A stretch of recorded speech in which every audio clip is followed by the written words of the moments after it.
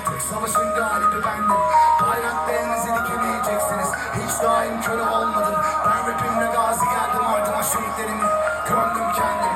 Suskun düşen ağlamazcasına geldim. Neden onca lafla geldin? Kulağıma vuruverdin ölüm beni kırdın. İki bacağımdan gittin. Biz seninle kardeş değil miydik? Aynı beşikteki kent miydik? Dün civarda çakılken şimdi sıradan kımbeli değiliz. Sen sertili katilin ismi. Ben resmini çizdiğin an kol. Savaşın tam ortasında kurşun yağmurunda okudum o kol. İlk batışını ben gördüm. Şimdi dönemini sen yetiştin. Kaptanı beni bu geminin en son ben çıkarım.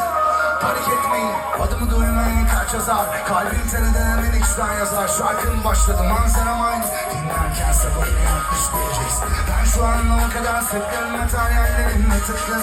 Odamın içinde stres gebertme.